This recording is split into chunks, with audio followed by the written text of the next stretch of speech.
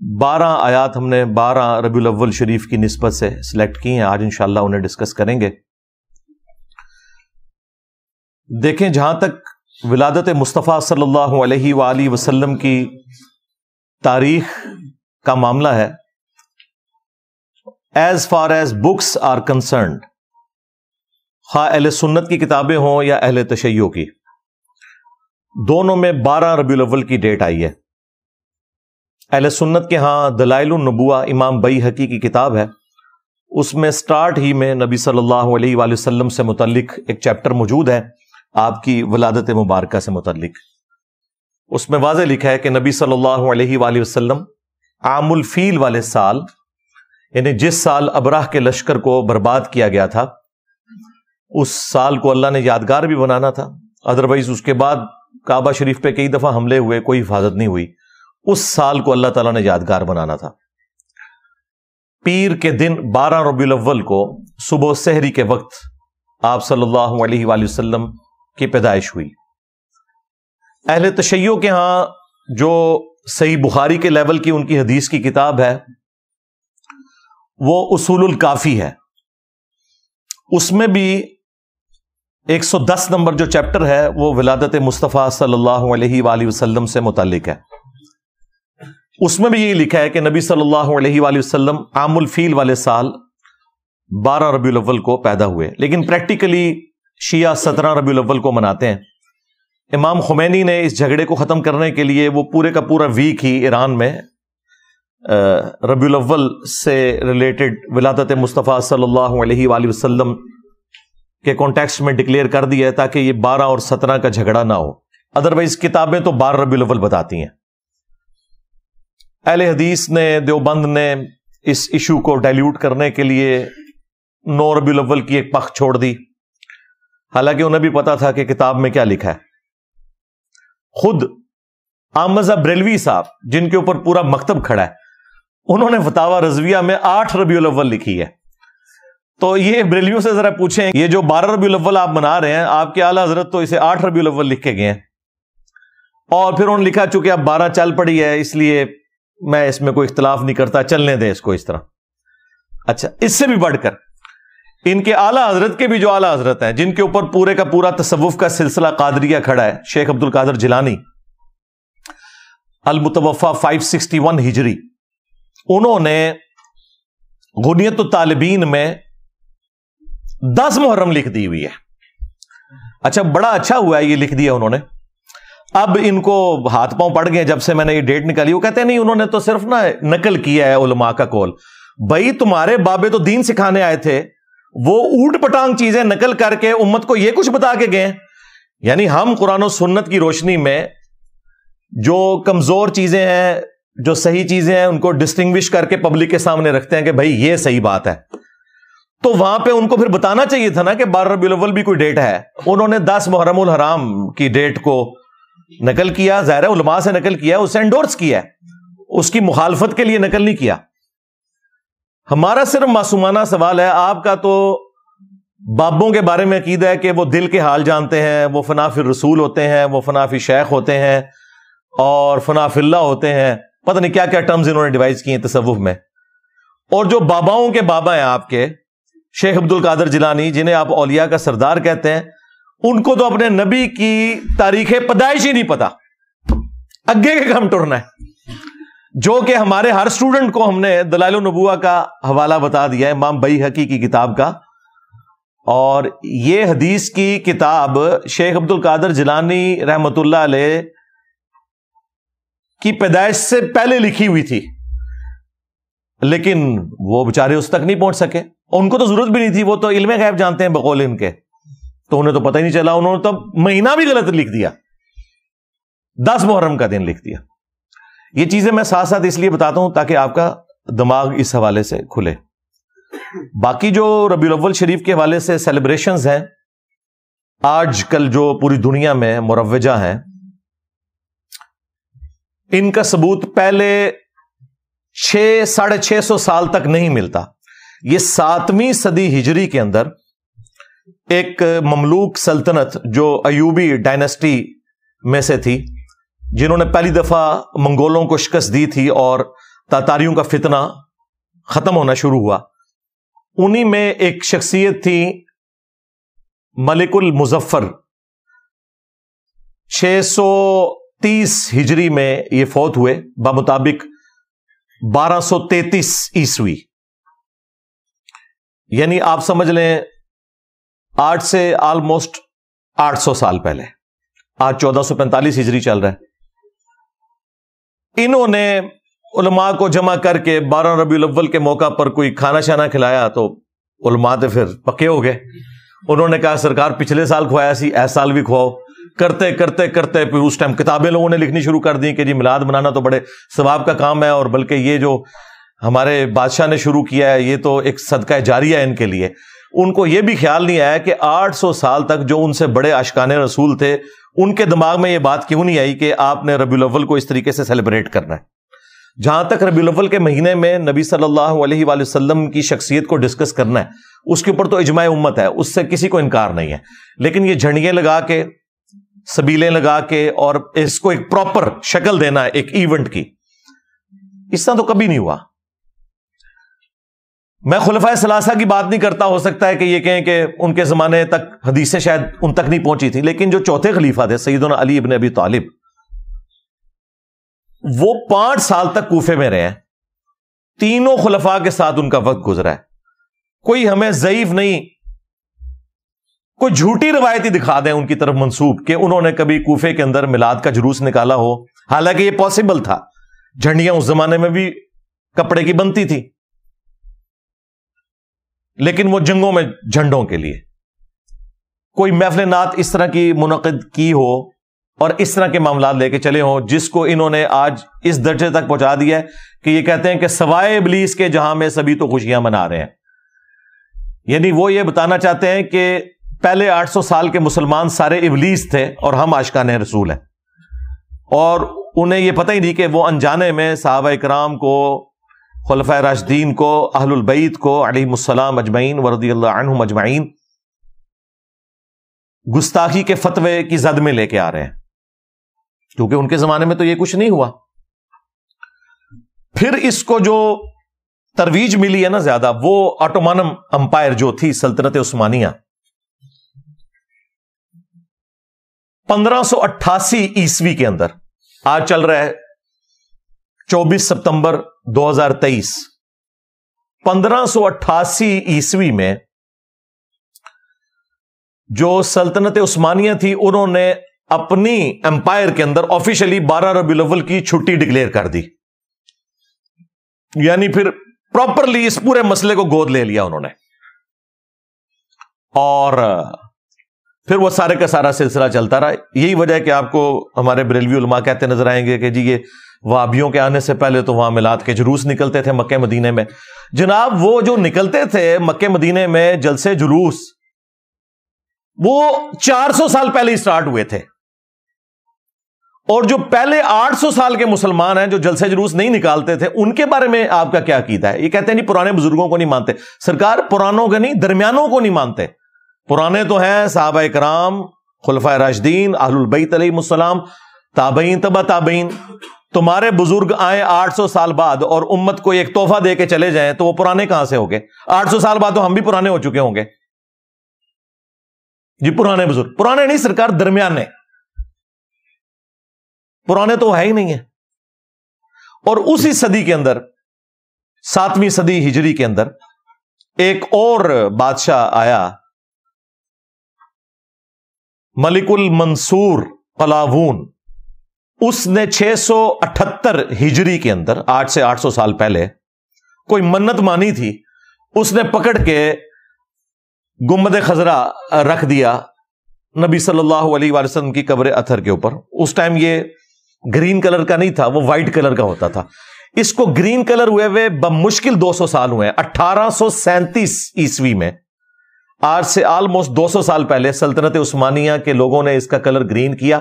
پہلے یہ وائٹ تھا، اور یہ گنبد بھی نبی علیہ السلام کی وفات کے 650 سال بعد رکھا گیا۔ یہ 7ویں صدی ہجری مسلمانوں کے لیے ایک سمجھ لیں 2 بڑی بدعتیں جو انہوں نے جاری کی امت کے اندر۔ اور بدعت میں اس لیے کہہ رہا ہوں کہ اس کی بنیاد کے اوپر انہوں نے باقیوں کو گستاخ کہا، اور یہ دونوں کام کیے سنیوں نے. میں نے اپنی کسی پرانی ویڈیو میں یہ بیان کیا تھا کہ یہ جو گنبد ہے یہ شیعہ حاکم نے رکھا تھا, تو اس پہ پھر میں نے اسی وقت رجوع ریکارڈ کروایا تھا کہ وہ شیعہ حاکم نہیں تھا, وہ بھی یہ ایوبی ڈائنسٹی کا ہی مملوک امپائر کا ایمپرر تھا, ملک المنصور. یہ دونوں کام سنیوں نے کیے. میں مروجہ میلاد کا سلسلہ شروع کرنا, اب شیعہ نے بھی ادھار لے لیا وہ سنیوں سے, وہ بھی کر رہے ہیں. اور دوسرا یہ گنبد خضرا رکھنا, حالانکہ نبی الاسلام کے زمانے سے پہلے, آپ کی پیدائش سے بھی 35 سال پہلے آیا صوفیہ کا گنبد بنا ہوا ہے. یہ جو استنبول کے اندر آیا صوفیہ جو اب اردوغان نے کھول دیا ہے, اور وہاں پہ جمعے کی نماز بھی ہوتی ہے اور عام دنوں میں میوزیم, یہ نبی الاسلام کی پیدائش سے بھی 35 سال پہلے کا بنا ہوا ہے. کتنا بڑا گنبد ہے, یعنی ٹیکنالوجی موجود تھی. حضرت عمر کے دور میں آج کے اربوں ڈالرز جزیہ ملتا تھا رومن امپائر سے مسلمانوں کو, وہ تو سونے کا گنبد بنا کے قبر رسول پہ رکھ سکتے تھے. ان کو تو کسی کے دماغ میں یہ بات نہیں آئی ہے یہ کوئی نبی الاسلام کی عزت افزائی ہے کہ یہاں پہ گنبد رکھے. انہیں پتا تھا, صحیح مسلم میں حدیث ہے, میں تمہیں منع کرتا ہوں قبروں کو پکا کرنے سے, قبروں پر عمارت بنانے سے اور قبروں پر بیٹھنے سے. وہ اس کو نبی الاسلام کی گستاخی شمار کرتے تھے, اور سیم یہی گستاخی شمار کی گئی جب پہلی دفعہ گنبد رکھا گیا. اور جس بندے نے مشورہ دیا تھا وہ کچھ عرصے بعد معزول ہو گیا, تو لوگ یہ باتیں کرتے تھے کہ اس سے سزا ملی ہے جو اس نے الٹے کام کا مشورہ دیا تھا. اور آج اس کے اوپر بات کریں تو گستاخی رسول کہتے ہیں آپ کو. میرے سوا تو کسی کی جرت نہیں, وہ بھی کسی کی جرت نہیں کہ بات کر جائے, باقی تو شاہی کوئی نہیں. تو میں نے کہا خدا کے لیے دنیا میں جتنے مزارات نبی علیہ السلام کی مخالفت پہ بنائے گئے ہیں, اس کی بنیاد انہوں نے یہاں سے پکڑی ہے. یہ آپ کا کام تھا نا کہ جہاں آپ نے باقی مزارات جو ہیں وہ ختم کیے, اس گنبد خضرا کو بھی اتار لیتے. یہ توڑنے کی ضرورت ہی نہیں ہے, یہ اوپر رکھا ہوا ہے, یہ اتار لیں, نیچے حجرہ عائشہ موجود ہے. بہرحال 1926 کے اندر سعودی حکومت نے جو باقی مزارات تھے وہ سارے ختم کر دیے جو بقیع غرقد میں تھے. اور سب سے بڑا کام جو انہوں نے کیا کہ 400 سال تک جو امت کی جمعیت کو آٹومانم امپائر نے توڑا, خانہ کعبہ میں 4 مصلے ڈالے ہوئے تھے انہوں نے. ویسے کہتے ہیں چاروں امام حق پہ ہیں, اگر چاروں حق پہ ہیں تو مصلے 4 کیوں ہیں؟ ساروں کے ایک کے پیچھے پڑھو. چلو 4 مصلے تھے, فجر کی نماز سارے حنفیوں کے پیچھے پڑھ لو, ظہر کی سارے شافیوں کے پیچھے. نہ پیرلل میں 4 جماعتیں کرواتے تھے 1517 سے لے کے 1917 تک. اگر یہ ورلڈ وار 1 نہ ہوتی اور سلطنت عثمانیہ نہ ٹوٹتی تو یہ بدعت آج بھی موجود ہوتی. اس ورلڈ وار کا ایک فائدہ امت کو ہو گیا کہ وہ بدعت اٹھ گئی, اور اب ایک مسلح وہاں پہ. 400 سال تک انہوں نے 4 مسلح ڈالے. آپ اندازہ لگائیں کہ انہوں نے مسلمانوں کی جمعیت کو توڑا, اور کہتے ہیں یہ ہمارے بزرگوں کی خدمات ہیں. انجینئر صاحب بزرگوں پہ بولتے ہیں, بھائی وہ بزرگ جو ہیں وہ آپ کے بزرگ ہیں. ہمارے بزرگ وہ ہیں کہ جب وہ لوگ پیدا بھی نہیں ہوئے تھے نا, اس سے بھی 800 سال پہلے جو بزرگ تھے وہ ہمارے بزرگ ہیں. بدعتیں تم داخل کرو دین میں. جب ہم بولیں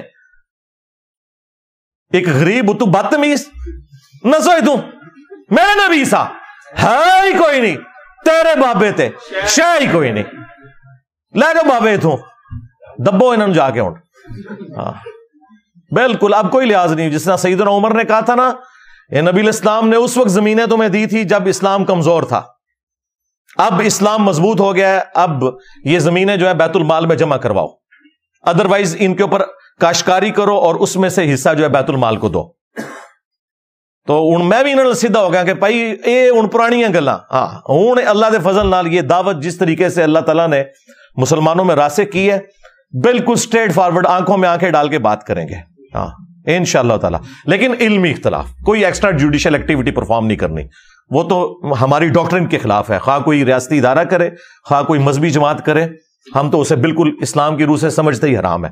علمی اختلاف. تو یہ کام ان کے بزرگ ڈال کے گئے ہیں. جب ہم وہ بتاتے ہیں کہ انہوں نے یہ کام ڈالا ہے, امت کی جمعیت کو توڑا ہے, تو کہتے ہیں یہ بزرگوں کی گستاخی کرتے ہیں. تو میلاد کا بھی سلسلہ 800 سال پہلے شروع کیا انہوں نے.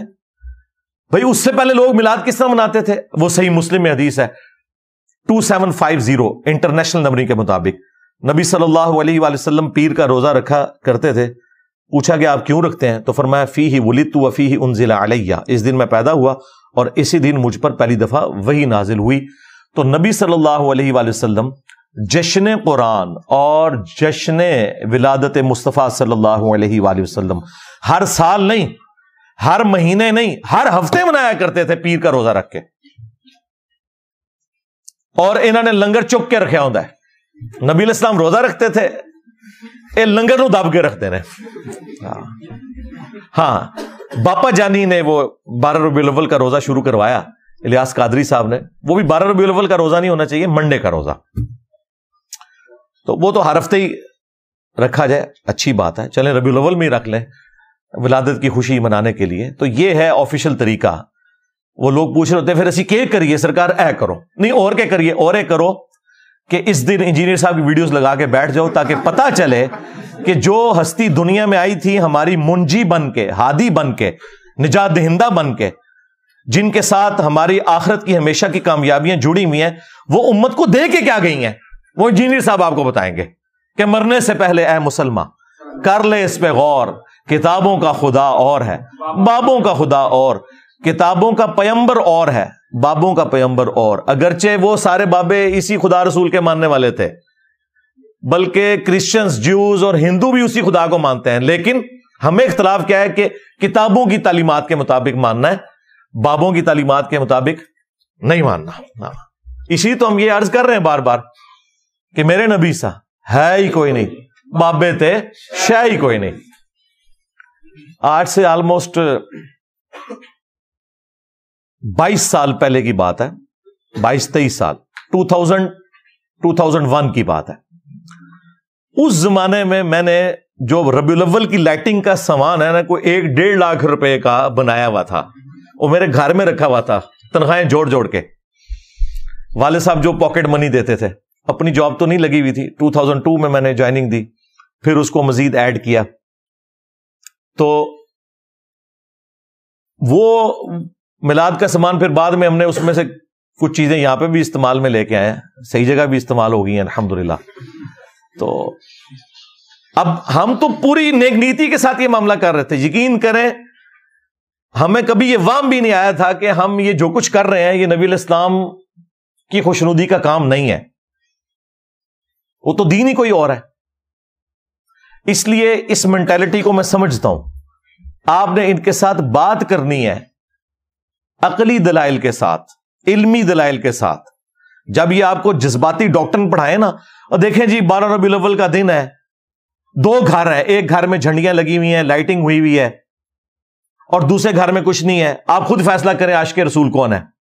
ہاں اس کے جواب میں آپ نے کہنا ہے رکو ذرا، صبر کرو، ابھی بتاتے ہیں تمہیں. کہ اس سے بھی پہلے 10 محرم کا دن آیا تھا، 2 گھر تھے، ایک گھر کے اندر آہو بکا ہو رہی تھی، مجلس تھی، دوسرے گھر میں کچھ بھی نہیں تھا. اب بتاؤ عاشق اہل بیت کون ہے، وہ شیعہ کا گھر یا تمہارا بریلویوں کا گھر؟ تو یہ آپ کو کیا کہیں گے، نہیں اہل بیت کو تو ہم بھی مانتے ہیں، لیکن اس طریقے سے نہیں کرنا. تو سرکار ہے تہاڈا میلاد بھی اس طریقے سے نہیں کرنا.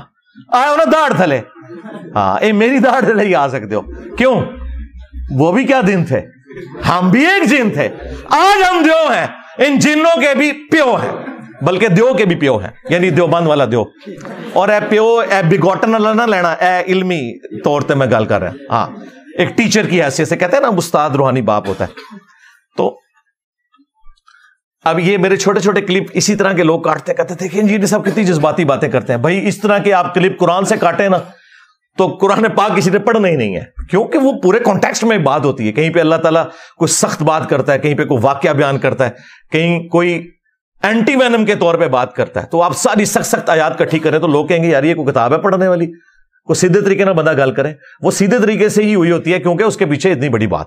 اب یہ میری 1-1.5 گھنٹے کی گفتگو ہے، اس میں نے کوئی بات مزاح کے طور پہ کرنی ہے، کوئی سلوگن کے طور پہ کرنی ہے، تو اس کو بیچ میں سے کاٹ کے یہ سمجھنا کہ یہ کوئی متکبر ہو گیا، یہ ہو گیا. بھائی تمہارے سسٹم کے بینیفیشری نہیں ہے، ہاں 1 روپے کے روادار نہیں ہے، اللہ کے فضل سے اپنی جیب سے کھلایا ہے. اور یہ اس لیے نہیں کہ وہ کسی سے کوئی احسان والا معاملہ کر رہے ہیں، بلکہ ہم اس سسٹم کو غلط سمجھتے ہیں جو چندوں کی بنیاد پہ چلا ہوا ہے. یہ آپ کو کبھی بھی حق بات نہیں بتائے گا. تو ہم نے سسٹم سے کچھ بھی حاصل نہیں کیا سوائے اپنی لائف کو ونریبل کیا، اپنی فیملی کی لائف کو، اپنے قریبی ٹیم ممبرز کی لائف کو ونریبل کیا. اس سسٹم سے حاصل تو کچھ نہیں کیا سب سے بڑی کوئی چیز ہو سکتی تھی نا، وہ یہ تھی کہ میں اپنے یوٹیوب کے چینل کو ویڈیو ایڈز کے اوپر مونیٹائز کرتا اور 1 کروڑ روپیہ کم از کم مہینے کا میں کماتا. ہر مہینے میں 100-150 مولوی خرید لینا. آ کے میرے آکی وی لاگ بنا لے ہوں. یہ بھی نہیں کیتا یار میں. ان کڈیا کیا ہے چوں. یہی کچھ ہی کرنا ہوتا ہے نا. کسی نے کوئی دنیا میں کوئی چیز گین کرنی ہوتی ہے. کسی پبلک گیدرنگ میں نہیں جاتا، ٹھیک ہے، نہ مجھے کوئی شوق ہے کوئی پولیٹیکل جماعت جوائن کرنے کا. بس مسکینوں کی طرح، مولا علی کی طرح زندگی گزار رہے ہیں اللہ کے فضل سے، اپنے نبی کے مجاہد بن کے صلی اللہ علیہ وآلہ وسلم. صلو علی محمد وآل محمد. اللہم صلی علی محمد وعلی آل محمد واصحاب محمد وازواج محمد اجمعین الی یوم الدین.